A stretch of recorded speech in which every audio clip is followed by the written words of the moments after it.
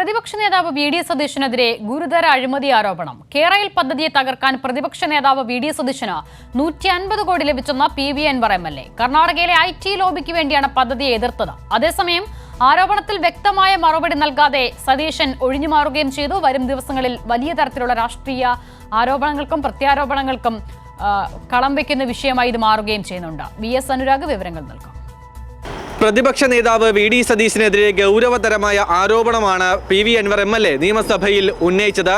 ഈ കേരയിൽ പദ്ധതി നടപ്പിലായാൽ കേരളത്തിലെ 14 ജില്ലകളും IT ഹബ്ബായി മാറും. അതുകൊണ്ട് തന്നെ ഇതിനെ തകർക്കാൻ, ഈ പദ്ധതിയെ തകർക്കാനായി കർണാടക, ഹൈദരാബാദ് IT ലോബികൾ ഇടപെട്ടു എന്നാണ് PV അൻവർ MLA ആരോപിക്കുന്നത്.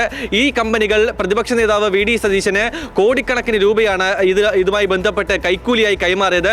പിന്നാലെയാണ് ഈ കേരയിൽ പദ്ധതിക്കെതിരെ സമരവുമായി അല്ലെങ്കിൽ ഇത് നടപ്പാക്കി എന്ന നിലപാട് കോൺഗ്രസ് സ്വീകരിച്ചത് എന്നാണ് PV അൻവറിന്റെ ആരോപണം.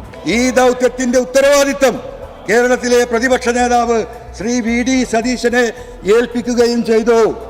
ദൗത്യം വിജയിച്ചാൽ സതീശന് കിട്ടിയ ഓഫർ കേരളത്തിന്റെ മുഖ്യമന്ത്രി പദമായിരുന്നു സാർ.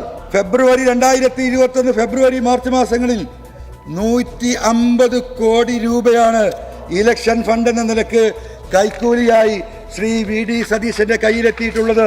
ബാംഗ്ലൂരിൽ നിന്നും ഫ്രോസൺ ചെയ്ത മത്സ്യം കൊണ്ടുവരുന്ന 20 ഫീറ്റ് കണ്ടെയ്നർ ലോറിയിൽ 50 കോടി രൂപ വീതം 3 ഘട്ടങ്ങളിലായാണ് പണം തൃശൂർ ചാവക്കാടിനടുത്തുള്ള ചേറ്റുവക്കടപ്പുറത്തെത്തിച്ചത്.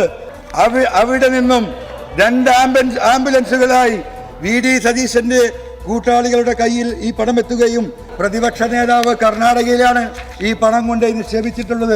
അക്കമിട്ട് നിരത്തിയ ഈ ആരോപണങ്ങൾക്ക് വ്യക്തമായ മറുപടി നൽകാൻ പ്രതിപക്ഷ നേതാവ് തയ്യാറായില്ല. മാത്രമല്ല, മുഖ്യമന്ത്രിയെ കൂടി പരിഹസിച്ചുകൊണ്ടായിരുന്നു അദ്ദേഹത്തിന്റെ പ്രതികരണം. സാർ, ഞാൻ ചിരിക്കണോ അല്ലെ നിങ്ങളെ ഓർത്ത് കരയണോ? നിങ്ങളിങ്ങനെ പരിഹാസപാത്രമാണോ? സാർ, അത് റെക്കോർഡിൽ കിടക്കട്ടെ, റെക്കോർഡിലൊന്നും മാറ്റണ്ട, അത് കിടക്കട്ടെ.